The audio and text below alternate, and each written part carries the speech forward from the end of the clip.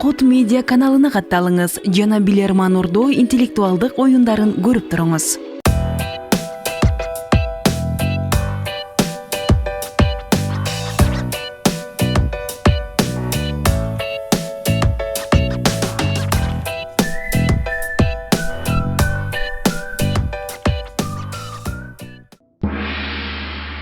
Assalamu alaikum, урматтуу телекөрүүчүлөр.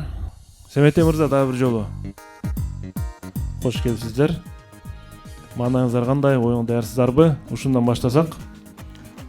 Урматтуу алып баруучу, саламатсыздарбы, урматтуу телекөрүүчүлөр. Биз бүгүнкү оюнга даярдыкта келгенге аракет жасадык. Мен кезектеги оюнду ушул жаңы команда менен өткөрүп жатам. Биздин ушул башкы принцибибиз ушул жаштарды өстүрүү. Андыктан дагы жаңы жүздөрдү алып келдик Ордого. Жана буюрса бүгүн бул жаш билермандар ийгиликтүү оюн көрсөтөт деген ниеттебиз. Рахмат. Ниетиңиз, тилегиңиз жакшы. Мен ойлойм бул команда менен сиз туруктуу ойноп кетесиз деп. Ошон үчүн бул командага жаңы келген калган 5 команда мүчөсү аябай жоопкерчиликти сезишиңиздер керек. Ушул Семете мырза менен мындан кийинки оюндарга такай катышып, туруктуу команда болуп кетишиңерди биз дагы каалайбыз. Анда эмесе командага ийгиликтерди каалайбыз. Урматтуу телекөрүүчүлөр, урматтуу билермандар, Семете Амиралиев Премьер Лига үчүн ат салышат. Мындайча айтканда, жаңыдан дагы бул серияга кадам таштайт. Буга чейинки 2 команда Баймат Калмаматов жана Бакыт Камчыбековдун командасы жогорку лигага чыга албай калган. Ошон үчүн көрсөткүчтөр өтө дагы жакшы эмес. Бул жазгы сезондогу алгачкы 2 оюн Семете мырзанын оюнун биз бүгүн көрөбүз. Эсеп 0-0. Жаңы кошулган телекөрүүчүлөр үчүн биз даректерди айтабыз. Жазып алыңыздар. Ош шаар Ленин көчөсү 330 Билерман Ордо интеллектуалдык оюндар деп почтадан кат аркылуу жөнөтсөңүздөр болот. Суроо жөнөтүү эрежеси логикалык суроо жооп менен жана фото сүрөт дарек. Facebook'та Билерман Ордо баракчабыз иштейт. Билерман ТВ күчүкчө mail.ru электрондук дарек иштейт. Instagram Билерман астыңкы сызыкча жана Ордо. Мына ушул даректе катталып бизге кат жөнөтүңүздөр.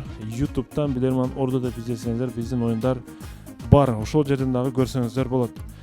Башкы өнөктөштөр Барбол. Биздин кондитердик фирма сиздерге жакшы маанай каалайт. Ар дайым таттуу, жаңы гана чегиңтер менен бизди кубанып келет. Актив дизайн, реклама жана сырткы жарнактын бардык түрлөрүнө буйрутма алат. Жана ошондой эле Aura Lux массаж академиясы сиздерге бекемден соолук каалайт. Йома бургер эң мыкты бургер. Эмил Токтошевго ыраазычылык. Биз менен иштешип жаткандыгы үчүн Легенда Бека окуу борбору сиздерге жеңиш каалайт. Мына ошол өнөктөштөр менен биргеликте биз оюнду баштайбыз. Эсеп 0-0. Биринчи раунд.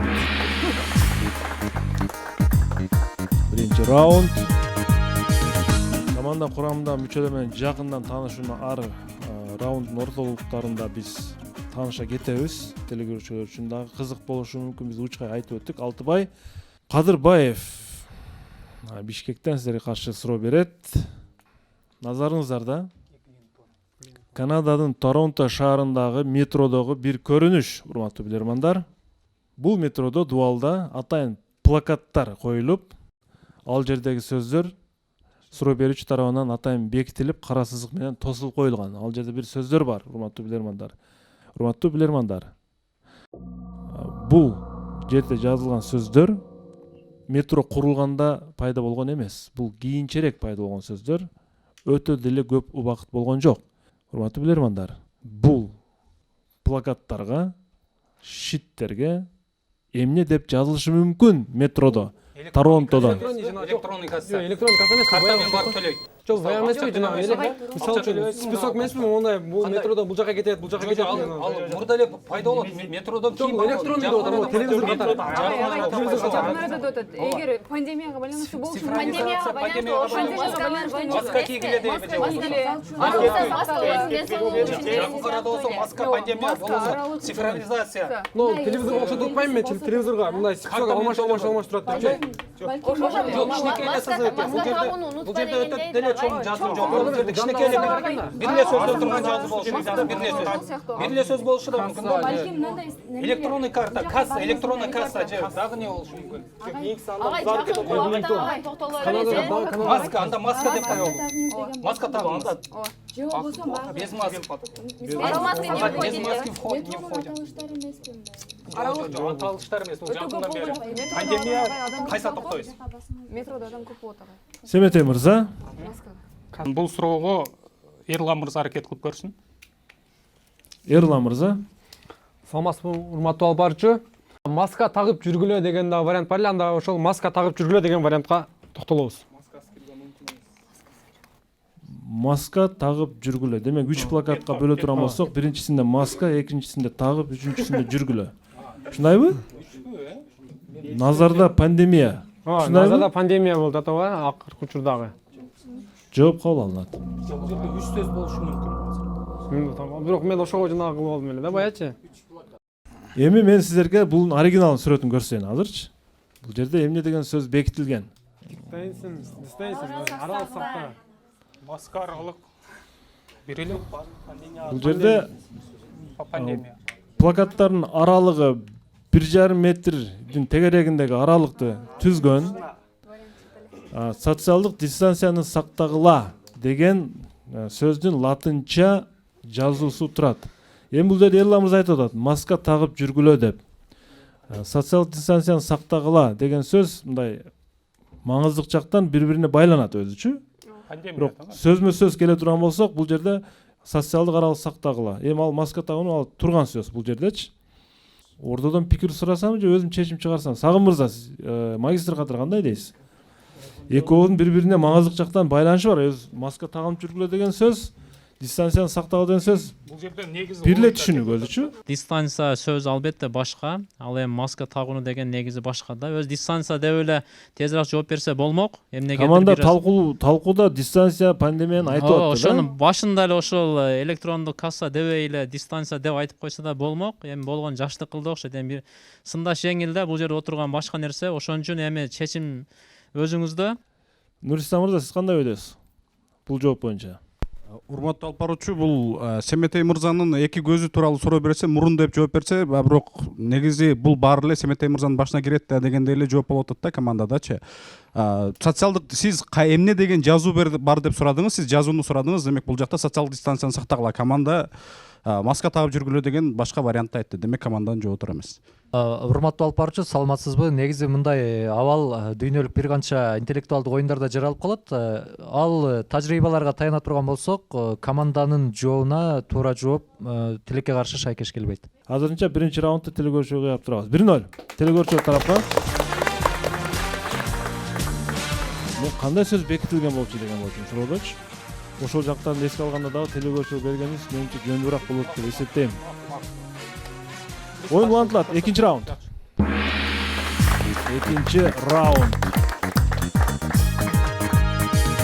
Команданын биринчи раундтагы талкуусу менин ичимди жылытты, жаман эмес. Жаман эмес, командада шанс бар. Жеңип кетсе болот, Премьер лигага чыгып алса болот. Асель Көчөрбаева Кара Көл шаарынан сиздерге каршы суроо жөнөтүптүр. Телекөрүүчү сиздерге суроосун сыр сандык аркылуу жөнөткөн.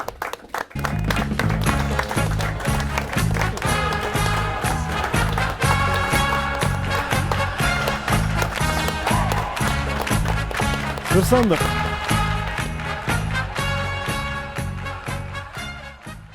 Урматтуу билермандар. Асель Көчөрбаева сиздерге мындай суроо берет. Сыр сандыктын ичиндеги предмет Apple компаниясынын iPhone телефондору, смартфондору сатууга чыкканга чейин дүйнө жүзүндө эң көп сатылган товар катары эсептелген. Дүйнө жүзүндө эң көп сатылган. iPhone чыккандан кийин бул экинчи орунга түштү. iPhone бир жылы 2 миллиард, чыккандан бери 2 миллиард даана сатылган болсо, бул азырынча 455 миллион даана сатылып экинчи орунда турат. Урматтуу билермандар, дүйнө жүзүнүн калкы аябай көп сатып алган бул кайсыл предмет бар азыр? Кетти минута. Мен эң көп сатылган кубик деп Укуп келе да ушул. Кубик. Мен Nokia телефону деп да ойлоп атам. Демек кубикти ойнобой калдык айфон чыккандан кийин. Ойноп атам. Жок, айфон басып коюптур да, же аны сатууга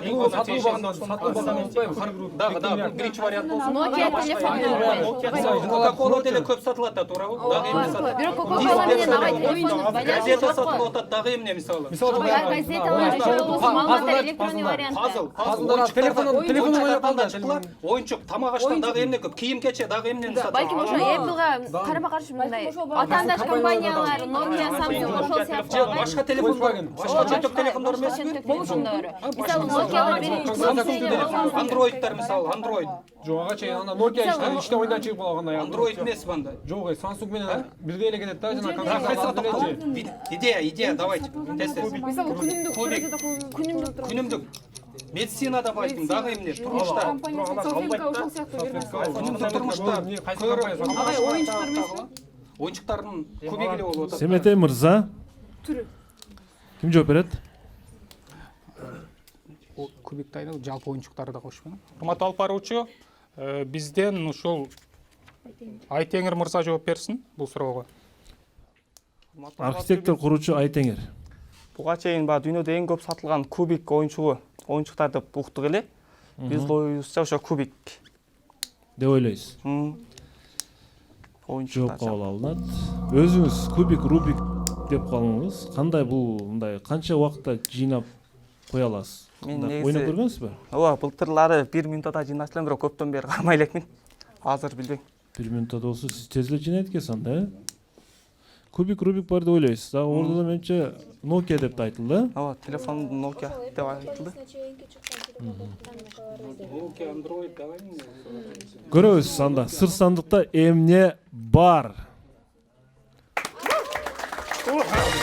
Бул кубик. Рубиктин кубиги мына ушул дүйнөдө азыр экинчи орунда турат экен. Дүйнөдө аябай көп сатылган товарлардын тизмесинде турат. Эсеп 1-1. Убакыт эгерде жетиштүү болуп калса, Айтеңир мырзага кубик рубикти чачып кайра жыйнап бер деп айтамын. 3-чү раунд. 3-чү раунд. Семетей мырза, сиз өзүңүз кубик жыйнап көргөнсүзбү? Канча убакытта жыйнай алам деп? Жок, урматтуу алып баруучу, менде убактым жок ага. Эч бир аракет кылып көрбөгөнсүзбү? Жок. Асылбек Камчыбеков, Кызылкия шаарынын тургуну. Урматтуу билермандар, күндөрдүн биринде бир мугалим ийрим катышуучулардын алдына келип, мындай дейт. Бүгүндөн баштап ар бир ийрим катышуучусу төмөнкү 4 буюмду өзү менен алып келсин. Калем, дептер, теннис тобу жана ноутбук. Кызыгы, калем менен дептер керектүү маалыматтарды жазып алуу үчүн керек болот. Бул турган сөз. Ал эми теннис тобу менен ноутбуктун кызматы алар үйрөнүп жаткан иштин так аткарылуусу үчүн кызмат кылыш керек болгон. Урматтуу билермандар, бул мугалим ийрим катышуучуларына кандай сабак өтөт, кандай предмет боюнча сабак өтөт? Кетти минута. Теннис тобу деп атабы? Черчение. Дагы сүрөт.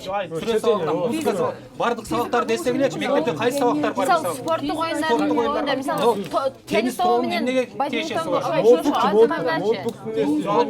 бардык эле сабакта колдонуп анда черчение болсо агай топ менен компьютерден гимнастикада эч кандай тиешеси жокпу? Гимнастикада ийрим болуп атат да, олимпиадалык ийрим, музыкалык ийрим, музыкалык ийрим, ырдоо ийрими, комуш чертүү ийрим, дагы эмне бар? Инструментти ойноо ийримдери, тикбурчтук деп.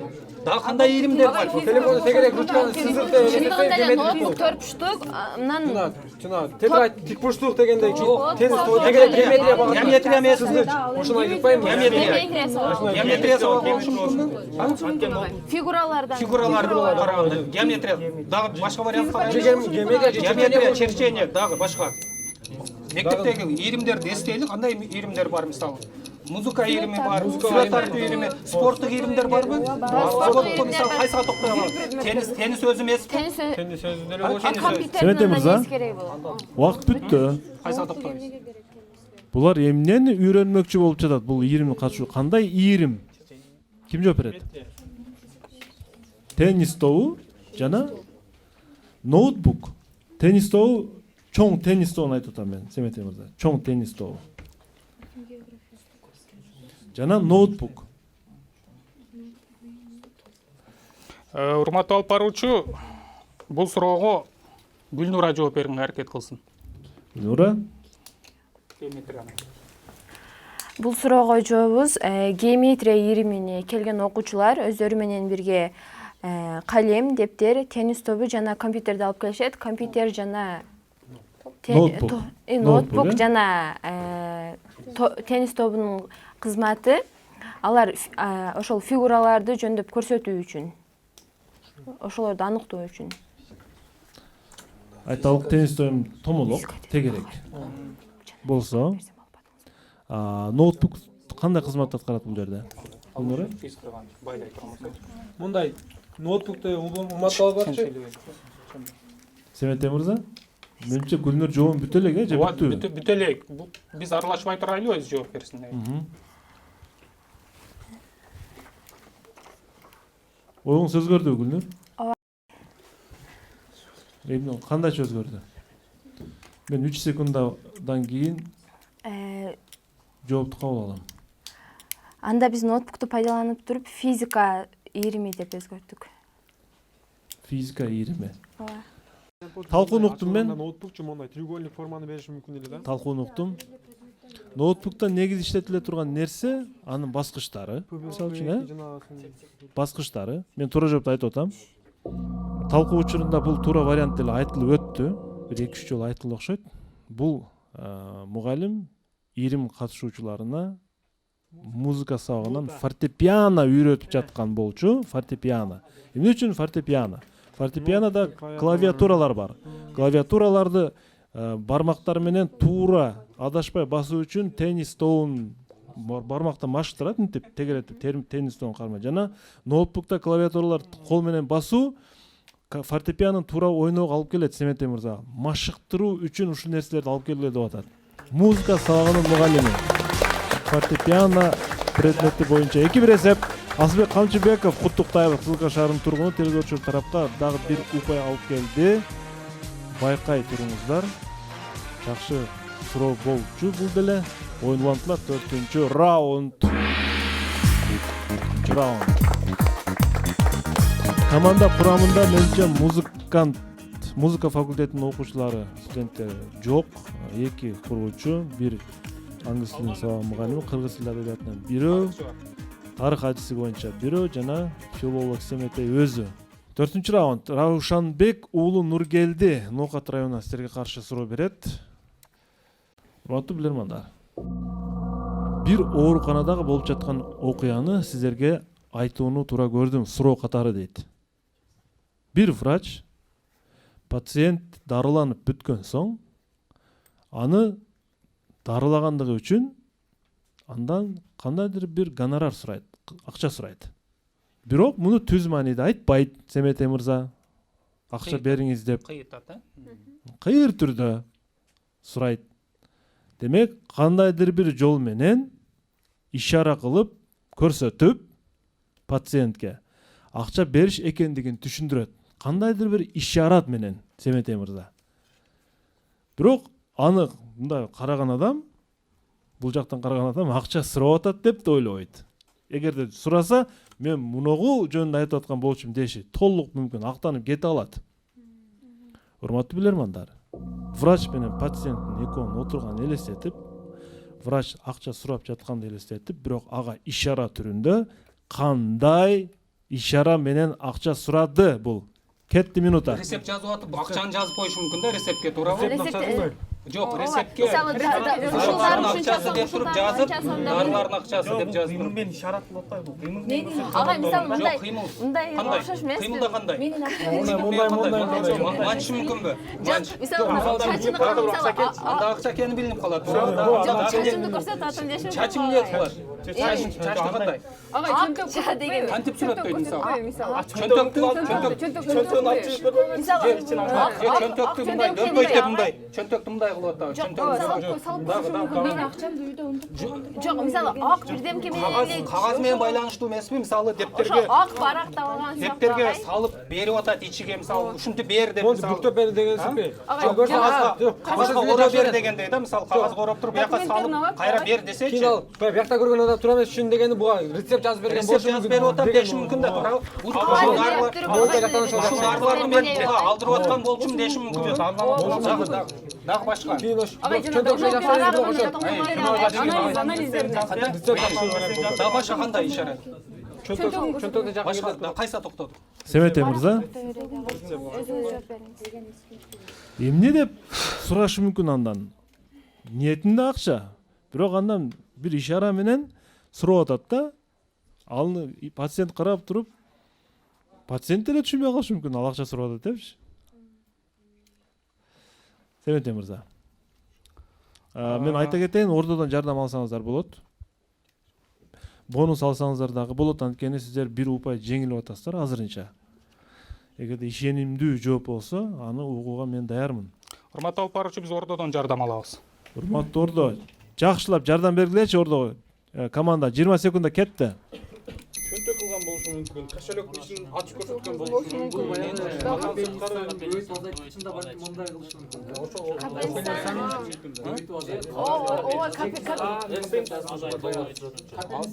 Жок, азайтып көбөйткөнү кандай түшүнөт? Жоқ, капельницаны мындай кылып атпайбы, ага кол менен көрсөтүп да.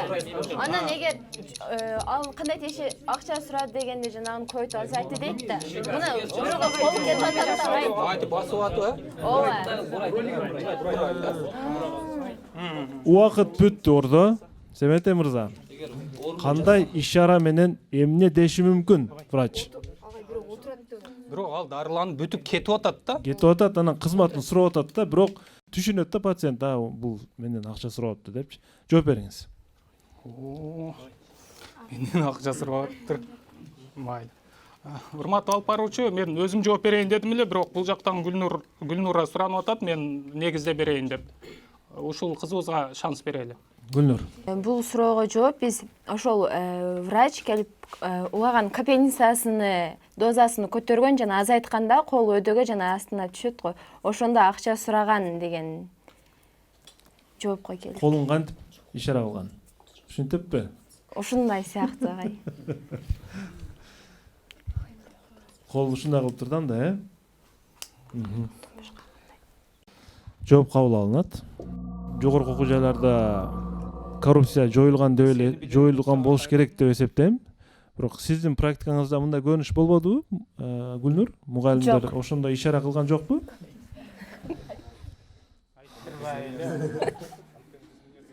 Мен туура жоопту айтам. Бул жерде Семете мырза өзү да мугалим да. Мугалимдин тушунда студент отурса, анан кантип? Семете мырза, андай ушундай ишара жокпу университетте? Эми бизде врач болбогондуктан. Жок, мен врач деген жокмун. Жок. Колдун Капельница жок, капельница аркылуу көрсөтө албайбыз биз. Жок, колдун ошондой кыймыл аракети болбойбу дейм. Жок, мисалы үчүн тырнагың алып ал деп коюшу мүмкүн да, тырнагың алып ал деп. Бизде сал башкачараак. Башкачараак? Мына тырнагың алып ал деп коебу мынтип?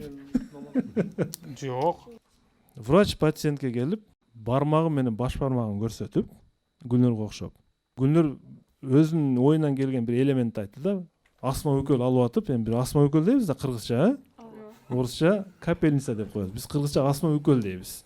Астма өкөл алып жатып, тиги системаны кармап туруп колун минтип коюшу мүмкүн деди. Ошол аралыкта пациентке көрсөттү деп атат, колун минтипчи.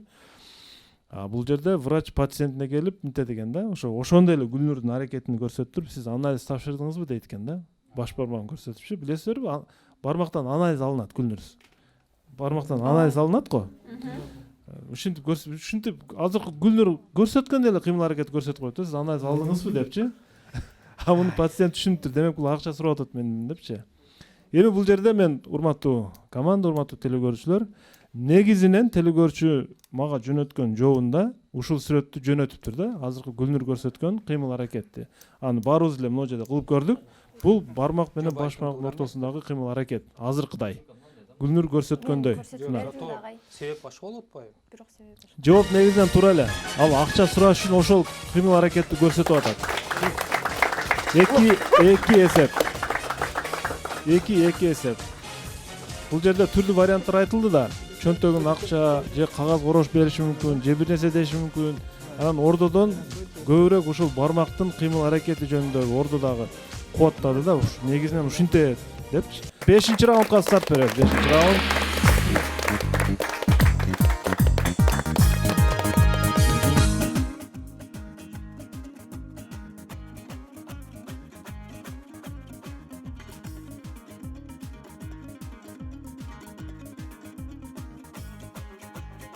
Улук Мырза Эрмекбаев, Өзгөн району Куршап айылы сиздерге каршы суроо берет. Гүлнур, сиз дарыгер болууну, мындай келечекте дарыгер болом деген ой болгонбу, же тилчи болом дегенсизби? Же үйдөн бирөө жарым дарыгерби, же кандай? Менин негизинен ата-энем дарыгер болуумду каалаган, бирок мен дарыгерликтен коркконмун. Ошол корккондугума байланыштуу дарыгер боло алган эмесмин. Бирок үйдөгүлөрүм көп каалаган, анан менден кийинки бир тууганым бирок кызыгат дарыгер болгонго, алардан дарыгер чыгат деп үмүт кылат. Бул жерде команданын курамында жалгыз гана бир тарыхчы болуп турат. Бул Акпермет. 2-чи курста окуйт экен. Акпермет, бул тарыхка сиз кантип кызыгып калдыңыз? Мектеп учурунан бери кызыгып, каалап тапшыргам. Кудайым буйрса, аябай кызыктуу предмет, чындыгында мен да кызыгам. Тарых адистигине. Суроого көңүл бурабыз. Урматтуу билермандар. Малака жарым аралы бар. Ал жердеги жашаган тургундардын эми уруу деп, көбүнчө уруу деп биз түшүнөбүз ал жерде жашагандарды. Ошол уруунун өкүлдөрү жыл бою талыкпай эмгектенип, көбүрөөк акча табууга аракет кылышат. Акчаны да табышат.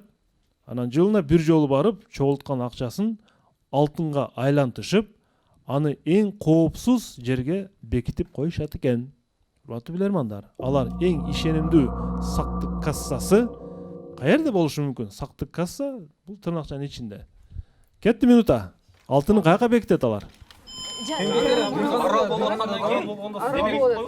кумга эмес, жана андай деңиздин жээгиндеги кумга эмеспи? Ошол жерлерге Анда жоготуп атат да, туурабы? Жана алтынга алмаштырып туруп, мисалы тагынча катары тагып таба албайбы? Жана моюна илип алышабы тагып? Тум аркылуу мисалы, тум аркылуу берет.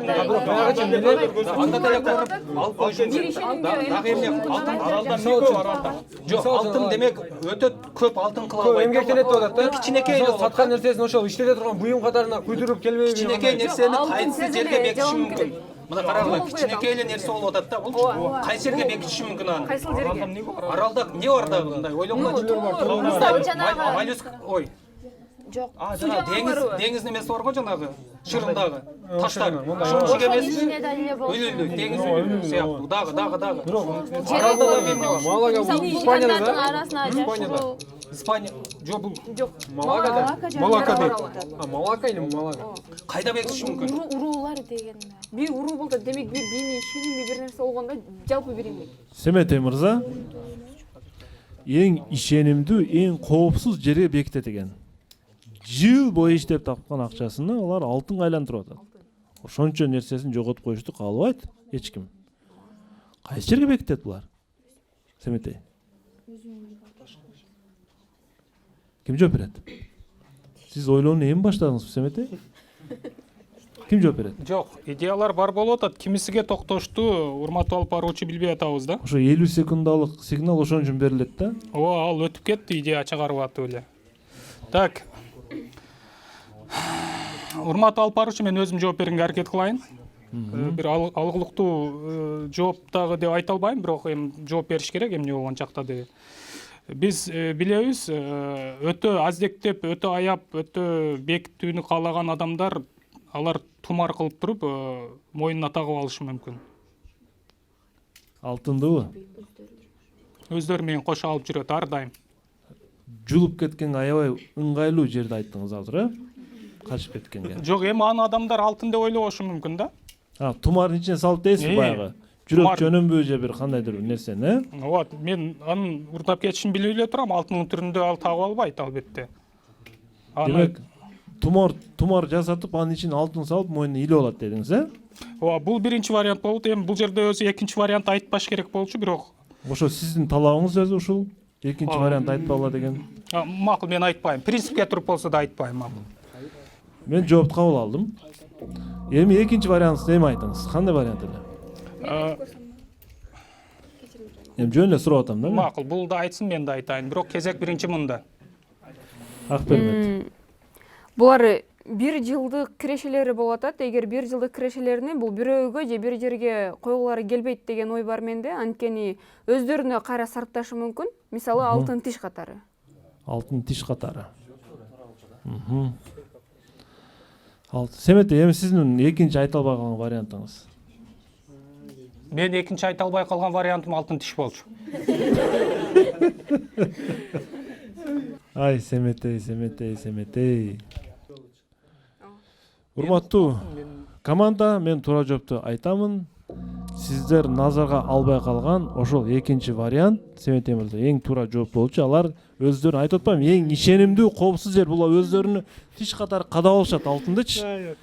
Эч ким уурдап да кетпейт. Жүрөк ал алтын демек өзүндө болуп атпайбы? Тумар менен Мен моюнга талашпай, илинген. бол. Алтын тиштин 2 башка айырмасы бар. Эсеп 3-2. 3-2 телекөрүүчүлөр тарапка Улукбуз Эрмекбаев. Сиздерде мына мен таң алганым экөөңүздөр тең экинчи вариант алтын тиш болуп атат да. Менин таң алганым ушу болуп атат, алырчы. Семете бул жерде логика, Семете, логика. 3-2 эсеп. Оюн улантылат. Телекөрүүчүлөр тарапка 6-чы раундга старт беребиз. 6-чы раунд. Мисалы, сомду долларга айландырып коелу дейт да. Мисалы, ошондой сөз бар, баары эле билет. Ооба. Алмаштыруу деген сөз ал.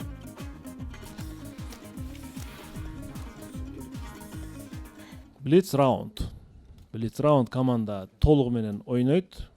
3 суроону таба алабы же жокпу? Биз азыр көрөбүз. Назима Дубашева Бишкектен сиздерге каршы суроо берет.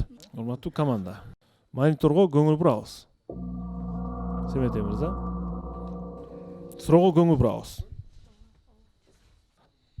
Сиздердин назарыңыздарда Тайвань аралындагы бир көлмө көрүп турасыздар. Скульптор Жу Чун өзүнүн эмгеги менен жасалгалаган атайын бир көрүнүштү көрүп турасыздар. Анын бул эмгегинин мааниси адамзатты жаратылышты бир кол шилтем менен жок кылууга жөндөмдүү дегенди бул эмгегинде түшүндүрүүгө аракет кылган бул скульптор. Ушундай көрүнүш менен бир кол шилтем менен адам жаратылышты жок кылууга жөндөмдүү дегенди билдиргенге аракет кылган. Урматтуу билермандар. Скульптор бул көлмөнү кантип сүрөттөгөн? Могу жерде эмне түшүнүк бар, караңыздар. Чө бир дизайн ойлоп тапкан. 20 секунда кетти. Сунуштагы мусорларга карабайбыз. Жок, мисалы, бир кнопканы басса, мисалы, атомдук бомба болсо, бир кнопканы басса, дүйнө жүзү жок болот. Жок эмес. Ошо сыяктуу. Көлөкөдө заты судачы, жаратылышы көлөкөсүчү. Сууга бир кол тийгизгенде баягы мындай жана толкун болгондо жана жаратылыш бузулуп кетет. Жакшы вариант экен. Жакшы вариант. Мусор жок да ошондо жаратылыш. Мисалы, агай,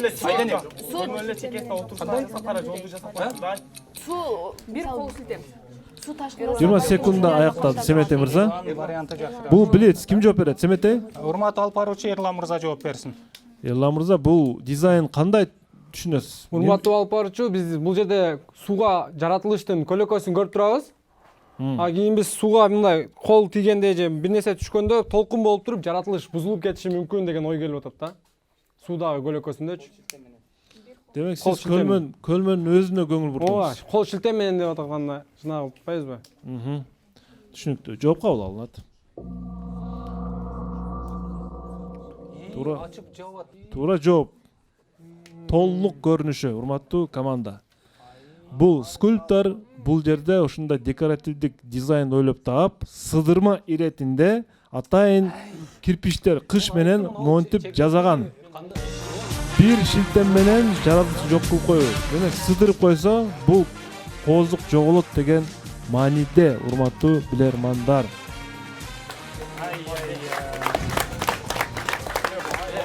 Бул билесим эсе.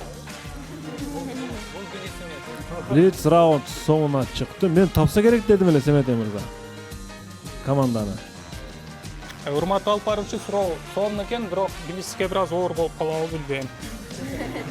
Жок, бул суроону мен буга чейинки эки оюнда тең коюп келип аткам, бирок чыкпай атканда убак саатычы.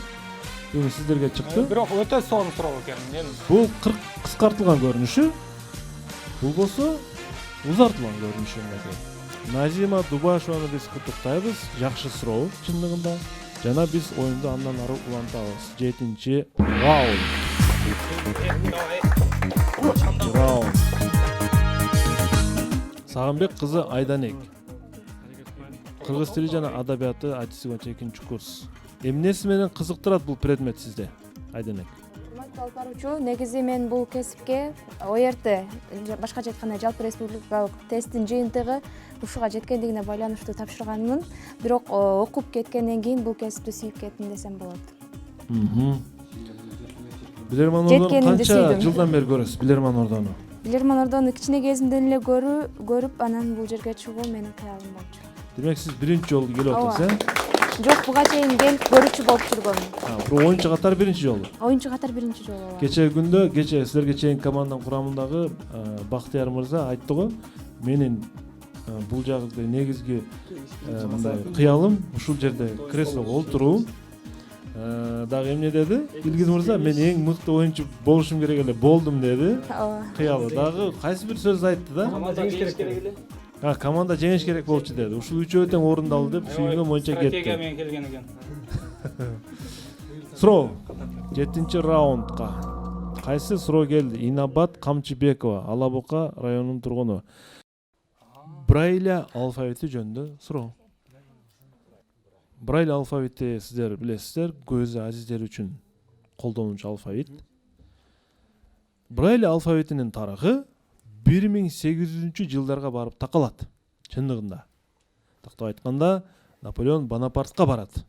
Мунун тарыхы, Семетей мырза. Мындай алфавитти иштеп чыгуунун негизинен Наполеон Шарль Барбье аттуу кызматкерине дайындаган. Урматтуу билермандар, Наполеон Шарль Барбьеге Брайль алфавитин кандай максатта иштеп чыгууну буйруган? Эмнеге керек эле ага? Кетти минута.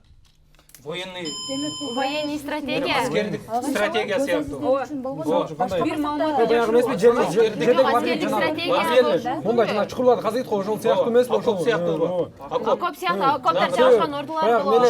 Көзүкөлөгү бар, точка чекиттер болот да, Ошол жерлерде окоптор болсун деген. Жок, мисалы солдаттар тизгенде деле точкада жана катарларда точка сыяктуу болуп калат да.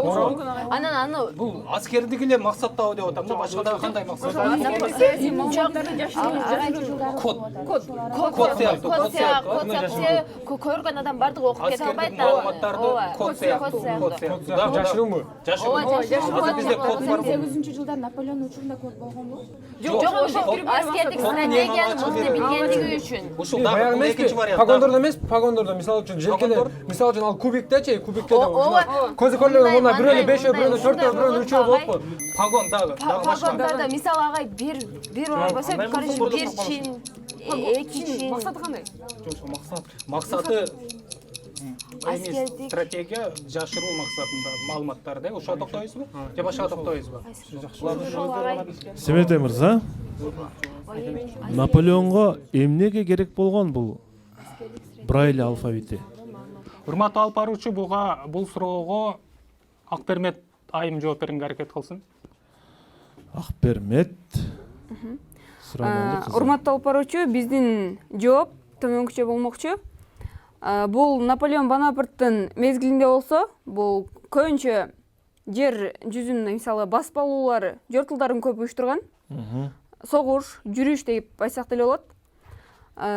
Ошол учурдагы маалыматтарды жашыруун. Мисалы, бир караганда ак эле кагазда ал мындай караган адамга билинбейт. Ошол маалыматтарды жашыруу максатында ойлоп тапкан деген жок. 1808 дей турган болсок, ошол кезде эле код аркылуу жашыруу маалыматтарды иштеп чыгуу зарылдыгы пайда болгон дейсизби? Жашыруу маалыматтар үчүн керек болгон деп эсептейсиз. Ат бермет. Түшүнүктүү жооп кабыл алынат. Азыркы күндө мына ушундай тартипте окулат негизи. Кармап окуп кете берет тамганычы. А, Б, Семетей, Амиралиев деп окуп кете берет да, тамга карап. Мен Ордонун пикирин угуп көрүүнү чечип атам бул суроо боюнча. Ордодо кандай деп ойлойсуздар? Урматтуу алып баруучу, менде мындай вариант чыгып атат. Демек бул өзүнүн кызматчысына ушуну түз деп сунушталса, бул өзүнө жекече маселелерин иштетүү мүмкүн.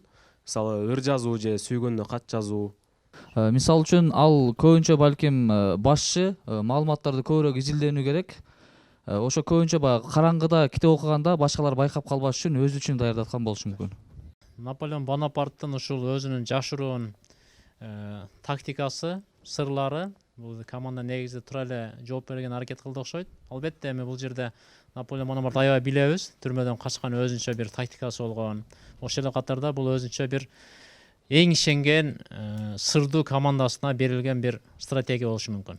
Урматтуу алып баруучу, бир ой келип кетти. Негизинен ал Жозефинаны аябай жакшы көргөн да. Жозефина андан 6 жашка чоң болсо деле ага постоянно каттарды жазып турган. Балким ошол император болгондон кийин дагы балким Жозефина болгон сүйүүсү ачыкка чыкпоосу үчүн балким Жозефинага сүйгөнүнө ошо кат жазуу максатында колдонгон болушу мүмкүн, жашыруун түрдө. Эч ким билген эмес. Илгиз ага менен сүйлөшүп, азыр ушул эмеге вариантка келгиле. Дагы бир Илгиз агайбы? Эми эмне иш кылсам да Илгиз ага менен кеңешип анан кийин эме кылам да. Агайыңарды өтө сыйлайт экенсиңер. Жок, ал негизи китеп окуганды жакшы көргөн адам болгон үчүн ал ушул алфавитти кечинде түнү багы тамгаларды көрбөй калганда ушул алфавит аркылуу окушу мүмкүн. Кечинде. Түшүнүктүү. Анда мен туура жоопту айтайын. Шарль Барбьеге эмнени дайындашы мүмкүн? Шарль Барбьеге Наполеон аскерлерине согуш учурунда буйрук бергенде ал буйрукту окуп түшүнүү үчүн жарыгы жок от жакпастан, Семетей мырза, душманга көрүнүп калат от жагылса. От жакпастан, жарыгы жок, үн жок, алар өздөрү согуштук стратегияны Брайль алфавити боюнча түшүнүш керек болчу. Согуштук стратегияны билип алсын деп ушундай тапшырманы берген. Бул зарылчылык, урматтуу билермандар. Согуштук зарылчылыктан улам келип чыккан. Маселе жарык болбош керек, Семетей мырза. Душманга жарык болбош керек. Караңгыда согуштук тактиканы аскерлер өз ара түшүнүп алышы үчүн. Жооңуздар туура эмес, Семетей мырза. Эсеп 5-2.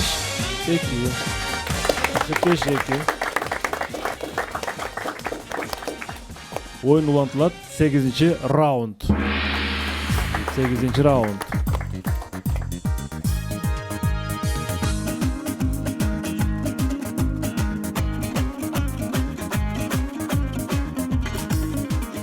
Курсанбек Мамаев Ош шаарынын тургуну сиздерге каршы суроо берет. Оңуздарда адаттан тышкаркы бир саат.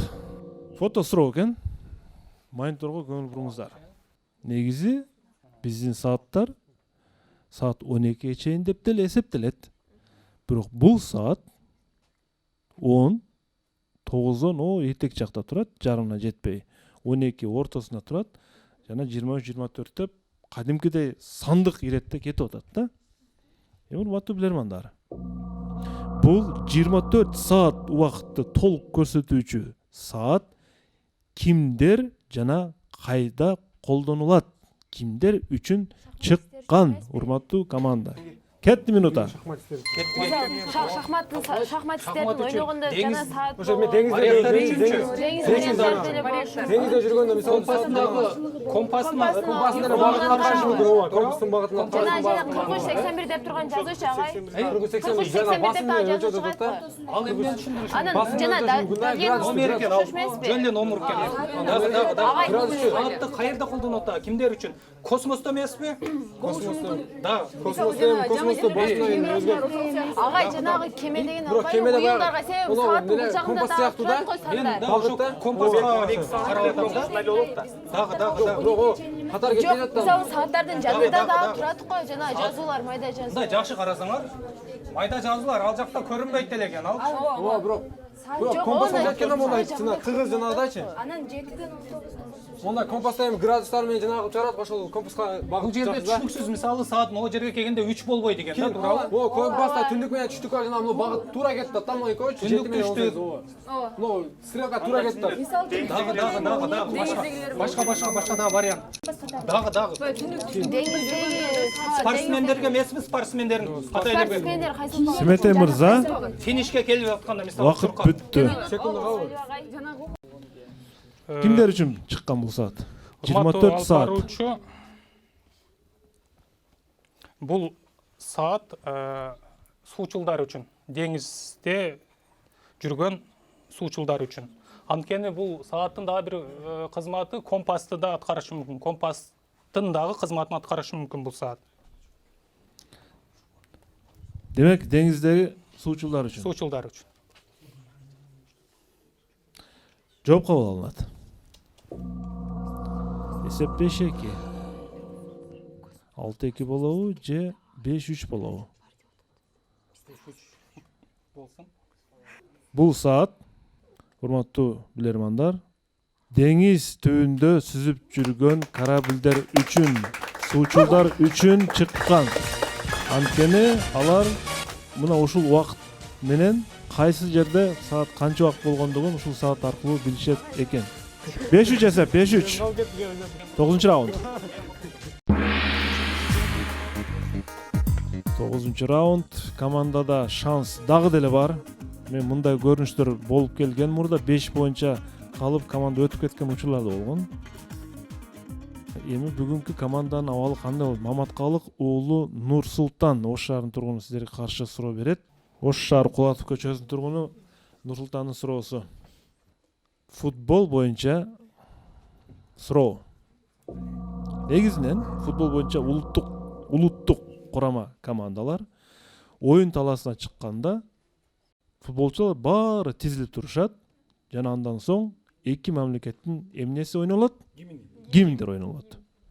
Ушундай учурда баардыгы тизилип бир жакты карап турса, белгилүү футболчу Криштиану Роналду мына мындай абалда турат экен. Экранга көңүл буруңуздар.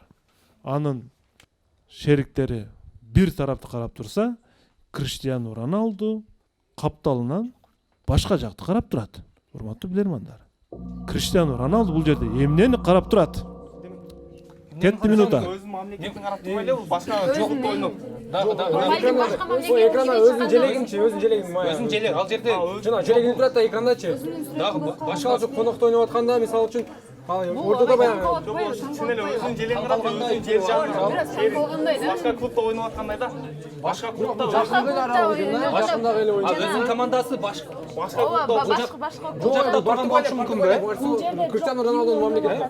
бул андай Демек, бул жакта анын өзүнүн командасы бар, туурабы? Өзүнүн командасы тизилип турат, ошону карап ататпы? Жок, бул гимн жанагыдай чыгып атканда экран ыр болуп чыгып атканда ошол ырдап айтабы, башкасы ырдап айтат, озу кымылдап айтат да.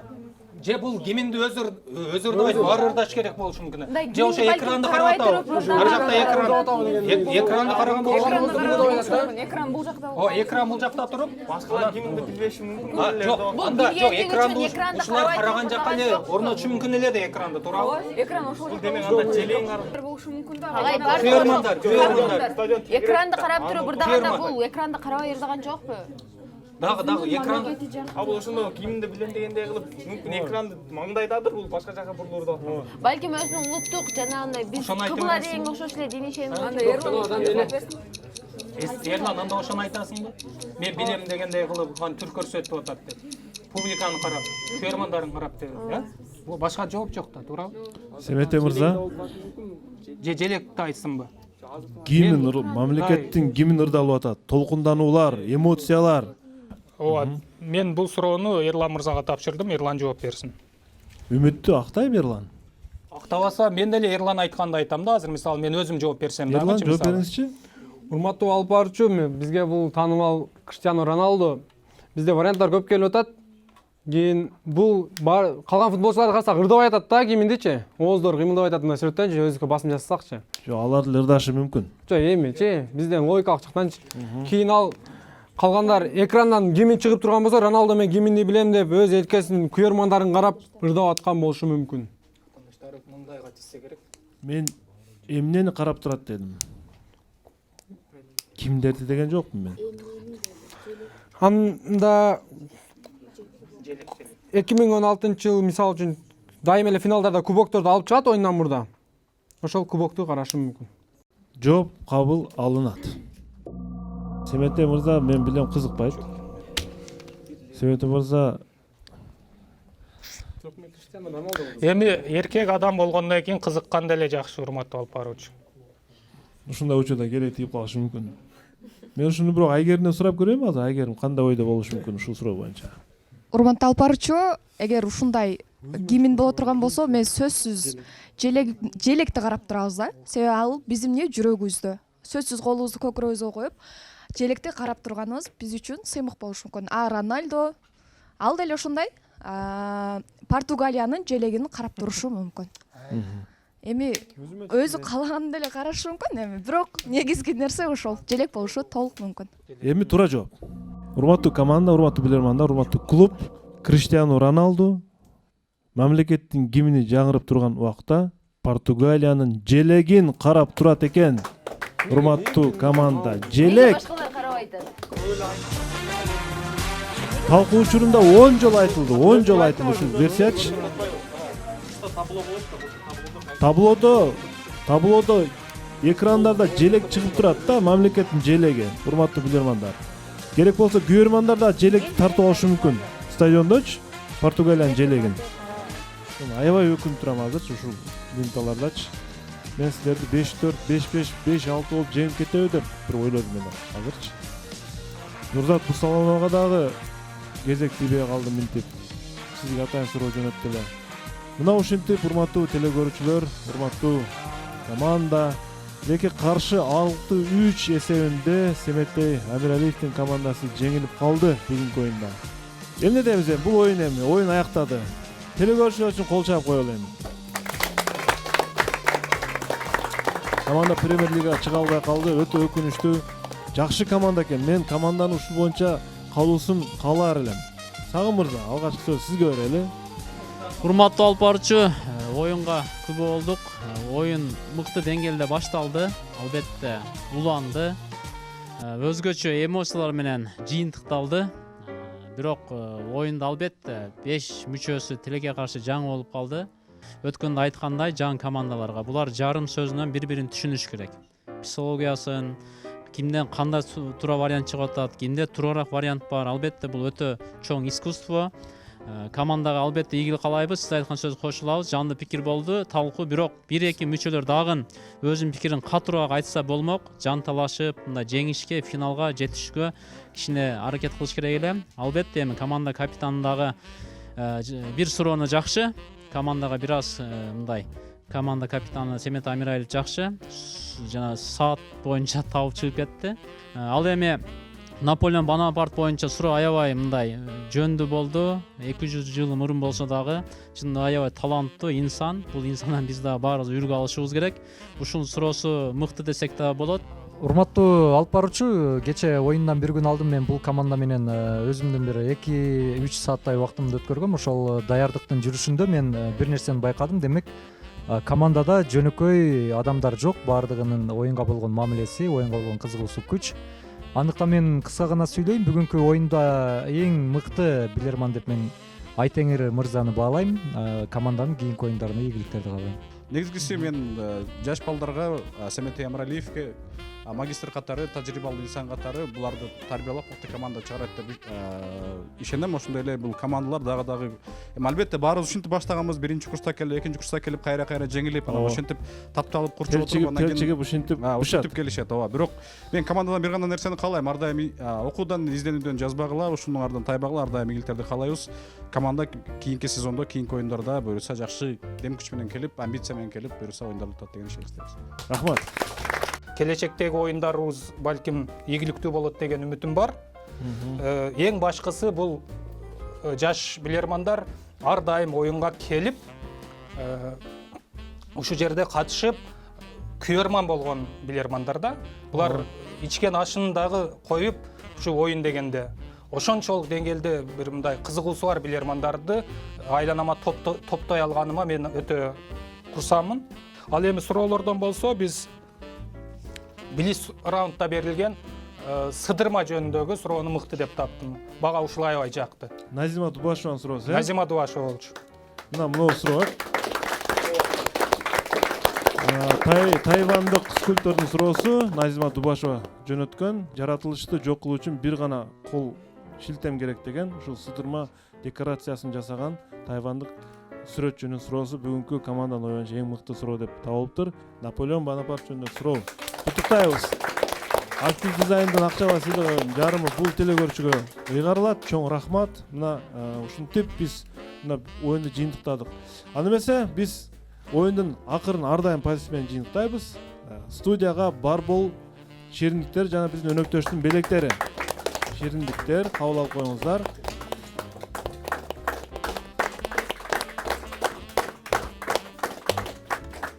Auralux-тан массаж академиясынан акысыз сертификат Семете мырза. Барып, ден соолукту чыңдап, массаж жасап келиңиздер. Йома бургерден акысыз тамактануу үчүн сертификат. Азыр барып ал жерге тамактаныңыздар. Жана Легенда Векадан кимдир бирөө курс тил үйрөнөм десе 50% арзандатуу. Барыңыздарга ийгилик, билеги күчтүү бирди жыгат, билими күчтүү миңди жыгат. Кайрадан көрүшкөнчө, ассалому алейкум, аман болуңуздар.